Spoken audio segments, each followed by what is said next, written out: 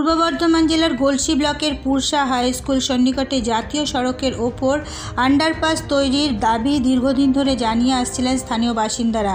এবার সেই দাবিতেই জাতীয় সড়ক সম্প্রসারণের কাজ বন্ধ করে দিল গ্রামবাসীদের একাংশ। তাদের অভিযোগ, স্কুলের নিকটে আন্ডারপাস না হয়ে অনেকটাই দূরে হচ্ছে আন্ডারপাস।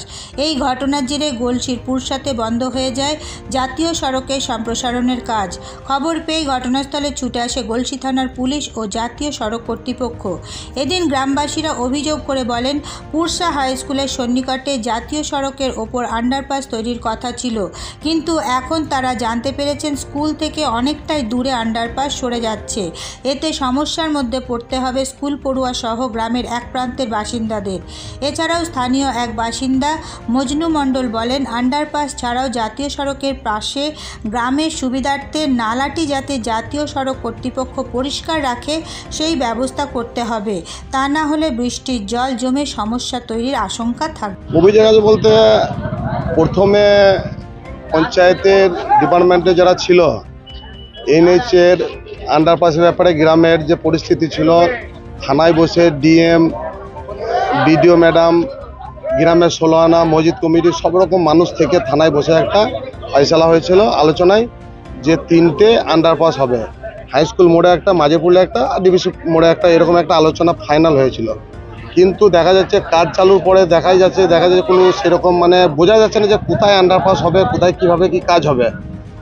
এর মধ্যে ধরানো ছিল যে ড্রেনটা পরিষ্কার আগে হবে, গ্রামের ড্রেনটা, কিন্তু সেটা না করে দেখছি আগে রোডের ড্রেনটা আগে হচ্ছে।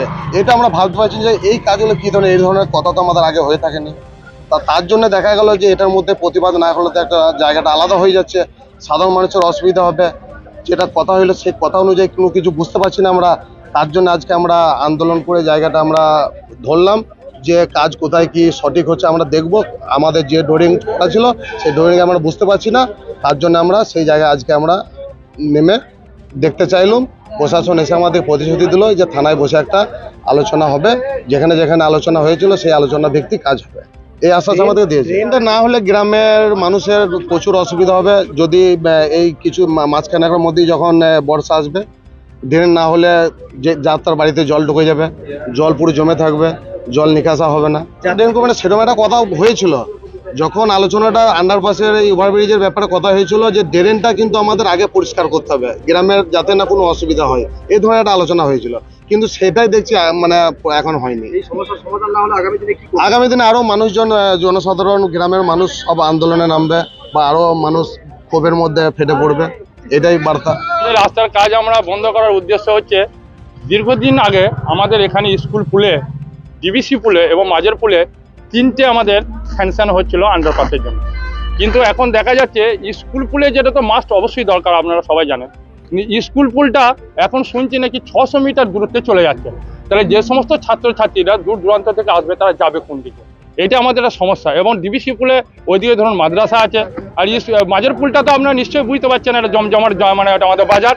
অতএব ওইটার জন্য আমাদের 3টে আবেদন আছে, 1 স্কুল পুল, 2 মনে করুন মাঝের পুল, আর 3 আমাদের ডিবিসি পুল। আর আশা করি আমাদের এখানে লোকাল প্রশাসন এসেছিলেন, কিন্তু তার আগে যদি একটু বলা যায়, এখানে অ্যাডিশনাল এসপি, ডিএম, লোকাল থানা দীপঙ্কর বাবু ছিলেন, তাছাড়া আমাদের ছিলেন বিডিও ম্যাম ছিলেন, সবাই মিলে এটা আলোচনা করা হলো। এবং ডিএম অফিসে আমাদের এখানে মসজিদ কমিটি থেকে প্লাস এখানে আমাদের তৃণমূলের আগে যারা পঞ্চায়েতে ছিলেন দায়িত্বে, তারা সবাই গিয়েছিলেন এবং তারা থেকে ওরা ফয়সলা হলো যে এগুলো হবে। কটা হবে? 3টে হবে। এখন কি হচ্ছে? এখন ধরুন এই যে এখন সরাসরি হচ্ছে আমাদের ধরুন স্কুল পুলটা একদম সরে চলে যাচ্ছে ওইদিকে, এবং মাঝের পুলটা ধরুন একটা থাকছে কাছাকাছি একবারই, ধরুন এইদিকে ঢুকবো এইদিকে বেরোবো, এরকম তো করলে তো হবে না। আমাদের স্কুল পুলের ডিমান্ড স্কুল পুলে হতে হবে, মাঝের পুলের ডিমান্ড মাঝের পুলে হতে হবে, ডিবিসি পুলের ডিমান্ড ডিবিসি পুলে হতে হবে। এটা হওয়ার কারণ কি? এটা হওয়ার কারণ কোনো একটা কুচক্র চলছে এর মধ্যে। হয়তো ধরুন যারা মনে করেন এখানে দায়িত্বে আছে তারা হয়তো ঠিক মতো পালন করতে পারছে না, এবং জনসাধারণ তার জন্য ধরুন অসুবিধা হচ্ছে। এবং এমনকি আমাদের এনএইচ অথরিটির সঙ্গে কথা হয়েছিল মাটির ব্যাপারটা, যেটা আমাদের জানা যায় জায়গা আছে, ওইদিকে আপনি হয়তো যাবেন, ঈদগাহ আছে একটা, ওইখানে মাটিগুলো দেওয়ার কথা ছিল। কিন্তু দেখা যাচ্ছে এই মাটিগুলো পাড়াজ পর্যন্ত চলে যাচ্ছে, কোনো এক অজান্তে এগুলো মনে হচ্ছে আমার বিক্রি হয়ে যাচ্ছে। আমার মন বলছে এটা কত, এবার কারা করছে সেটা আপনারা তদন্ত করে দেখুন, আপনারা তো সাংবাদিক, আমরা তদন্ত করুন। নিশ্চয়ই গ্রামের কোনো মানুষ করাচ্ছে এই কাজটা। আজকে কি কাজ বন্ধ করে দিলেন? আজকে আমাদের লোকাল প্রশাসন বলেছেন যে রাত 8টার সময় নাকি বসা হবে, যতক্ষণ না আমাদের ফয়সালা হবে ততক্ষণ পর্যন্ত কাজটা বন্ধ থাকবে। যদি আপনাদের সমাধান না হয় কি করবেন আপনি? আর গ্রামের লোক জনসাধারণকে আরো জানানো হবে এবং বৃহত্তম আন্দোলন চলবে। আমরা না এরপর নজর রাখুন আমাদের পরবর্তী খবরে।